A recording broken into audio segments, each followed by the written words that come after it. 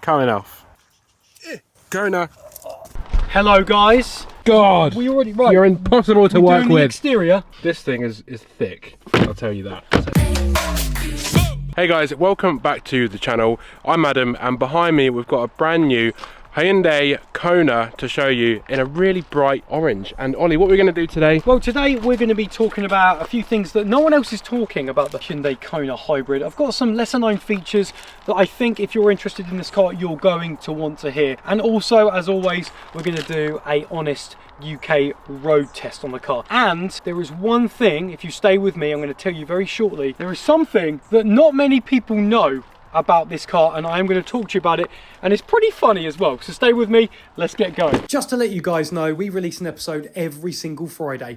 Next week we check out the brand new 2025 VW Touareg, so make sure you hit that subscribe button so you don't miss an episode.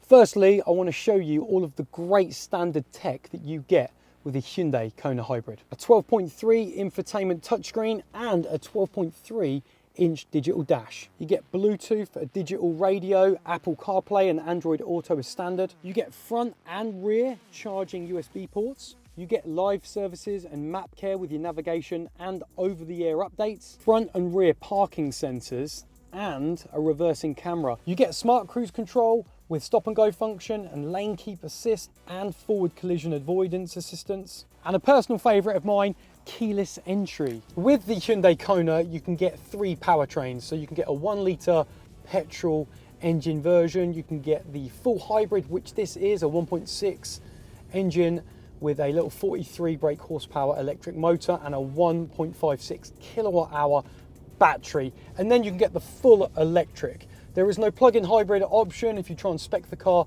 on the website online.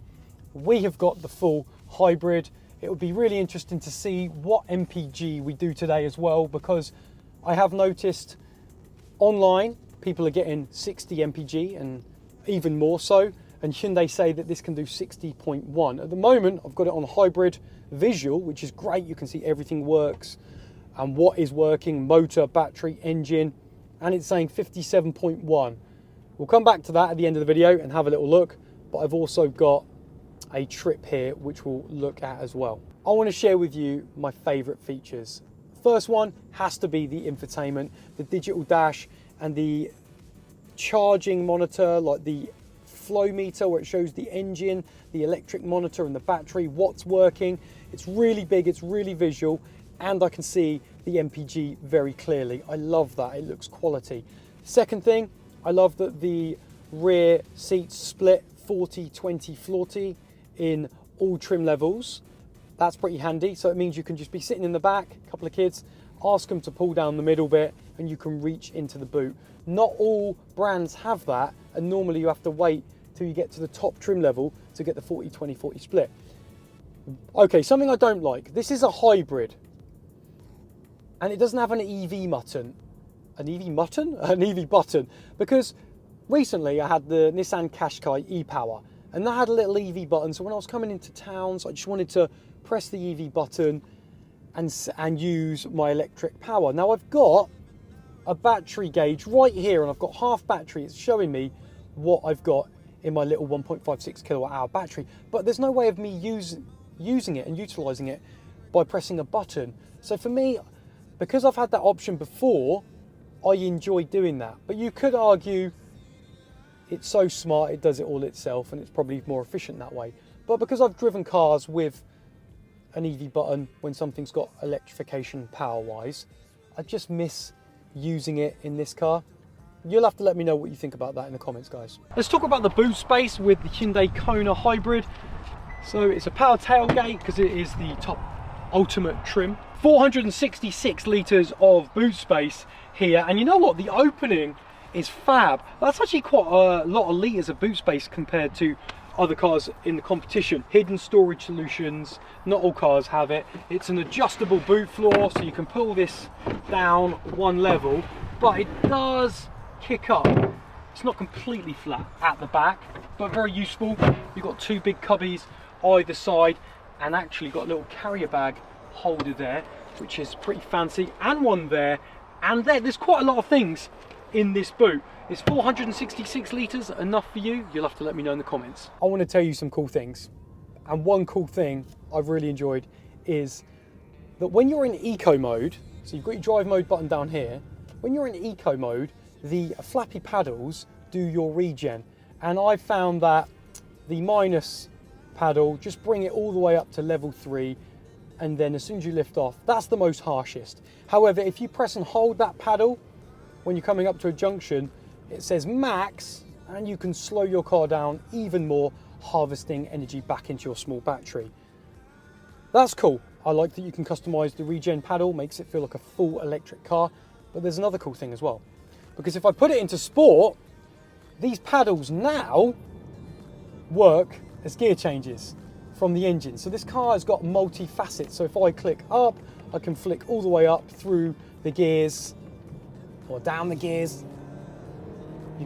Oh, there we go. There's that 1.6 rev in this 6-speed gearbox. And I think that's great because from the flick of a button, you can just, oh, it's a bit revvy in it. Oh, remember it's only a little 1.6 revving away. That's the loudest I've heard it, putting it into sport mode and playing with the flappy paddles. But if you leave it in sport mode, I'm not going to mess around with the paddles. It's a little bit smoother. I was just being a little bit crude there, just to show you the noise of the engine and so forth. You've got another setting which is snow, which will maximise your traction when it's a little bit slippery and snowy. We don't get too much snow here in the UK, but it's definitely handy to have that. Now, as stated earlier, this is the ultimate trim. There are 4 trim levels. You have the Advance, the N-Line, the N-Line S, and then the Ultimate. But the N-Line S and the Ultimate are the same price at £34,585. The difference between them, this has a pano roof, has a full light bar at the front, and it has full leather interior, whereas the N-Line S has a mixture of Alcantara as well as leather, and it just doesn't have that full light bar, but whether you're bothered about that. Right, let's have a look around the outside of this beast, because it's rather interesting, isn't it? What do you think of the front? What are you saying? I'm a huge fan of the light bars. I really enjoy how this just runs. I do like the light across. bar. Yeah, I mean, the light bars are good. I don't know why everyone likes light bars. I feel like it's just a well-known thing. I think they've done it well. Like if you look at the Gen 1, came out in 2017, they've got slim lights that go here and on the other side. They've kind of unified it. Now with the electric one, the bumper's completely different.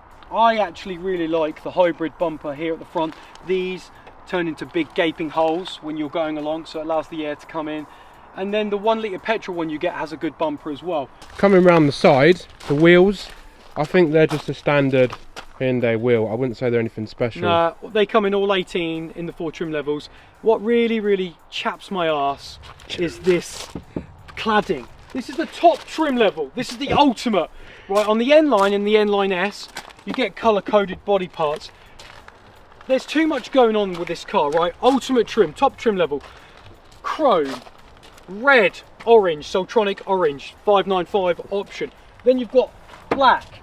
It's too busy. It's too busy. It's too busy. I was going to come back to the chap my arse thing, but I think we'll move on. Yeah, it just chaps my arse. Again, right, look, right. So you've got a little bit of a spoiler here, chrome, black, Soltronic orange.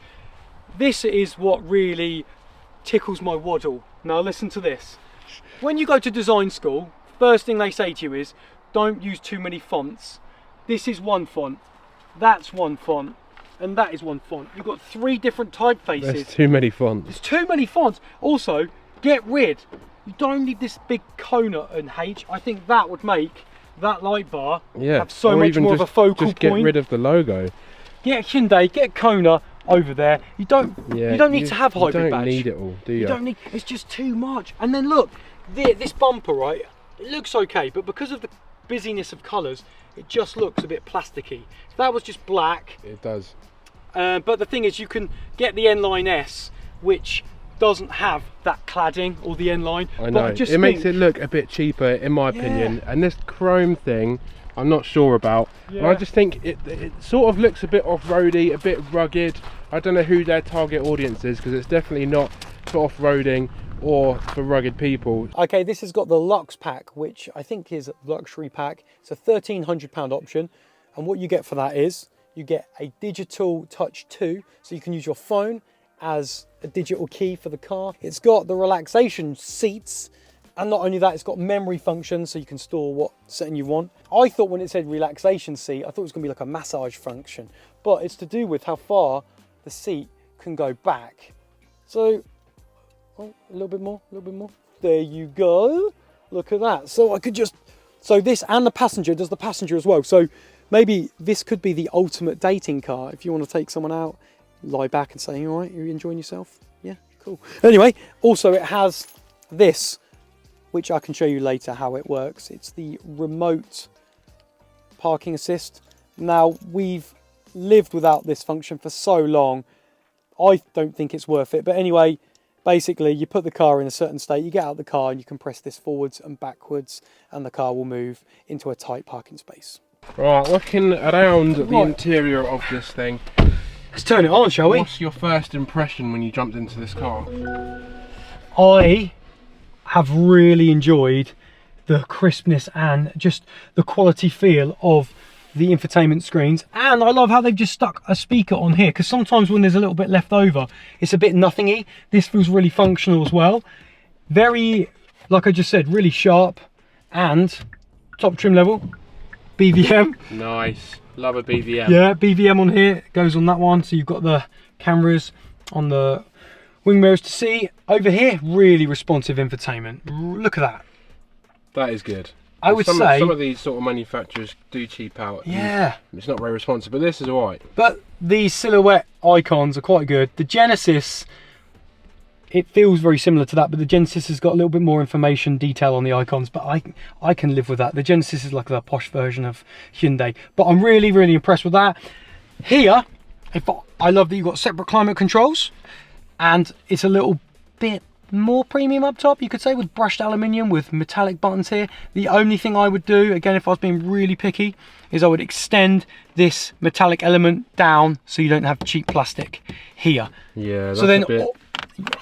yeah, those buttons feel alright, to be fair. No, they're good buttons, but I think why not just have it here, so then you've got a really nice, yeah, the whole thing, yeah, over, because then you've got the contrasting here. But again, I don't know if this is a cost effective technique to just go, well, we'll just go for this grey, but this is right. This is why I don't like reviewing top trim levels, because if you're gonna give me the top trim level, I'm gonna expect a certain thing, because if you go for the bottom trim level, normally it's about 5k difference to go, and if you've got 5k, you probably go, oh, I'll go for a better car for the bottom trim level.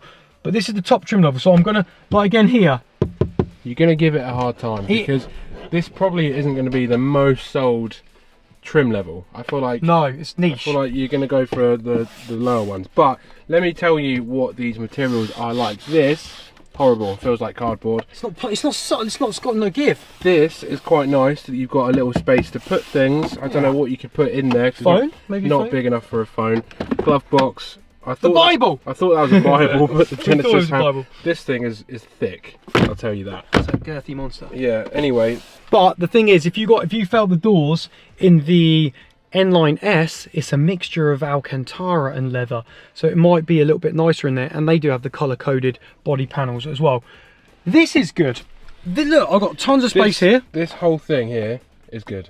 I've got these, so we've seen them in the Kias as well. They have them really quick cup holders and push them back, loads of space. You got that tray comes out, more space. You could put, like, you could almost get another person in there. You could, a very small thin person, but you could get your arm in there. You've got this is a wireless phone charger, obviously it's top trim level, heated, ventilated, and ventilated seats with heated steering wheel, yeah, and all your bits down here. Really nice position to have all this as well, because it's just at your fingertips. Also up here you've got a nice sunroof, which is quite nice to see.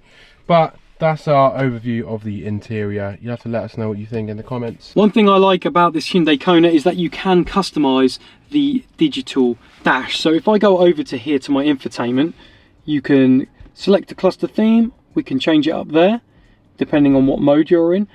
You've got modern, we were just on simple, so this flicks across and you can see the dials changing.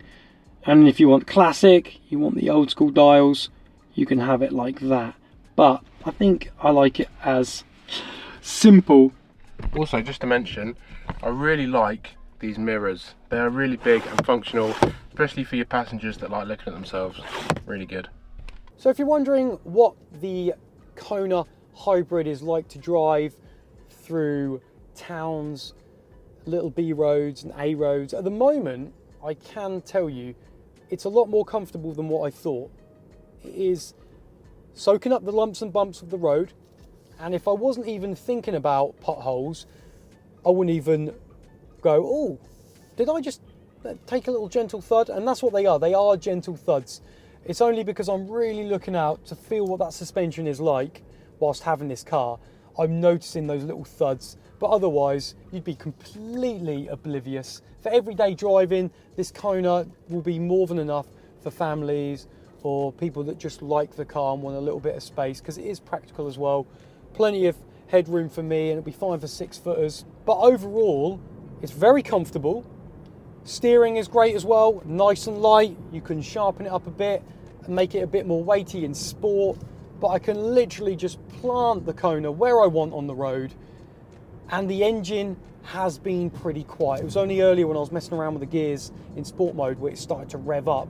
But even up to some 60 miles per hour, you will not hear the engine. And it's quite interesting because I've heard some people say, oh, that's quite loud. But then it depends how you drive the car. Because if you're quite a sensible driver and quite chill, this is going to be a very, very quiet ride. Okay, I've got to tell you this because this is pretty interesting.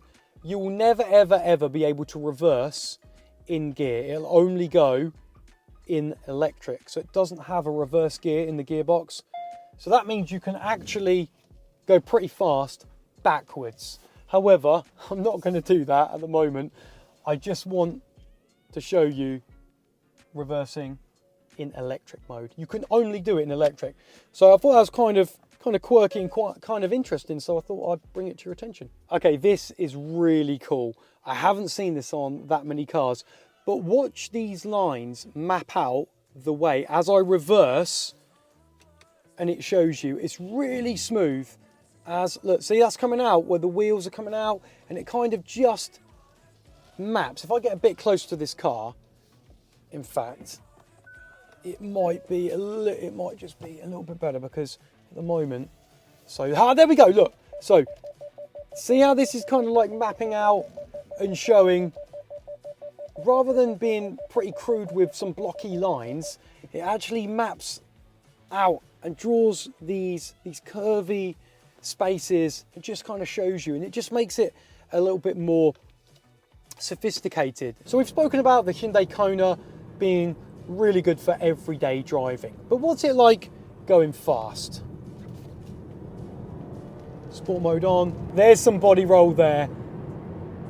So this car, when you do want to put a shift on and you drive a little bit quicker, you're going to have your wits about you a little bit more. Steering's absolutely fine, you can position it really well. Here's a tight left-hander, let's see what it's like. There we go. But grip's good, front wheel drive, foot to the floor. It's just not got too much power. There we go. Woo-hoo-hoo-hoo. Nice one, Oliver. We came in a little bit hot there. But I think that's going to be acceptable for most people. As always, here at Car Chat TV, we like to do a little bit of a launch. Doesn't even matter what car it is. Family crossover, SUV. Let's put it in sport. Hyundai say this can do 11.2 seconds, this hybrid. Let's go. Slam!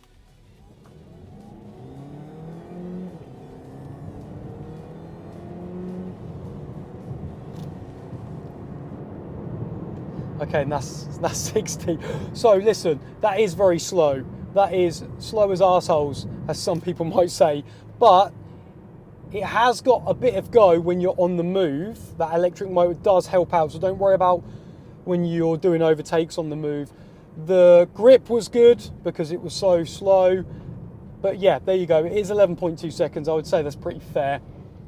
What do you guys think about that? Is that a must for you? Would you like it quicker? I'd love to hear your thoughts in the comment. Now, at the start of the video, I told you I was going to tell you something that not many people know about or are talking about, and there's good reason for it, because when Hyundai were coming up with a name, little did they know that the word Kona in some countries actually means something different. For example, in Portugal, The word Kona is a slang word for female genitalia. That's right, the otter's pocket, the bat cave, the chamber of doom.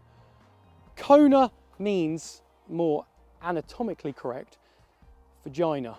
So this is the Hyundai vagina in Portugal. But however, Hyundai did change the name to the Kauai in Portugal. So it isn't called the Kona over there. Because you can imagine what they would be calling your car as you showed up. Mate, what are you doing? You've come around in the Hyundai Fadge. Adam, what do you think about the Kona being a slang reference to the female giblet? It's a bit of an oversight, isn't it, on Hyundai's part? Guys, you're gonna have to let us know what you think about it in the comments below, but that is probably why not a lot of people are talking about it. However, here at Car Chat TV, we tell you everything. As always, I've got Adam with me in the rear, checking out the comfort and the space. So Adam, talk to me about the rear seats. Okay, so I want to tell you what it's like in the back seats, and I would say it's just about what you expect really. I think I can show you my headroom, which probably isn't loads considering I'm not exactly the tallest, and I feel like if you're probably 6 foot up, you might struggle. Knee room down here, fairly limited. I wouldn't say it's there, and I wouldn't say it's amazing space. You do have these nets, which I'm not a fan of. Try not to be too negative, because you do have 2 USBs in the back with some vents, which is nice to see. The windows are quite nice and bright. You get a good view out of the back cabin. I also see you've got heated seats in the back, which is really nice to see. In the middle, oh, it's a bit of a struggle. 2 cup holders, that's also great. But yeah, other than that, there's nothing too crazy going on in the back. So that's my verdict. Another little interesting thing, because not all brands allow this because they say it's dangerous, you can actually put the button on for the cameras and see these cameras, which if you want to go and have a little look at, you can. This one and this one, that's, you can't have the 3D one up, but they're the only ones that you can get up. But could be useful to you. You'd have to let me know. I think it's just pretty cool just to put on for a bit of a giggle. Okay, let's talk MPG. I want to show you a real life test. I've done 124.7 miles so far. We're coming to the end of our filming day today. I've got 56.1 MPG. Now, I haven't really been gunning it too much, just kind of to talk about what it's like in sport mode and showing you. So it's only like what, 3.9 miles off the 60 MPG of what they say. So that's pretty close. I'd love to know any hybrid owners out there what you have been getting with the Hyundai Kona hybrid. Let me know in the comments, because I know it does help others that come and watch the videos. They look in the comments, and real life owners of the car, when they put in what they've been getting, it's super helpful. So that's been our opinions on this Kona, and I do think it's a great option. It's got some really nice features, and it's got a funny name in Portuguese. What do you think, Ollie? I like the way you included that, Adam. I think this is a great car, a great hybrid, good MPG, better MPG than some other hybrids out there. I've told you your cool features. I've told you what it's like on the road, super comfy. I can't recommend the ultimate trim because it's £34,585, but the advanced trim would be worth a look at around 30k. Go and check it out. Let us know what you think about the car in the comments below. What would you have over this Kona? Or as always, throw us a like if you like the episode, get a sub to Car Chat TV, and we will see you on the next one. If you've made it this far, thank you ever so much for watching. I've just popped up 2 more videos on your screen that you also may like. If you do watch one, let me know what you think.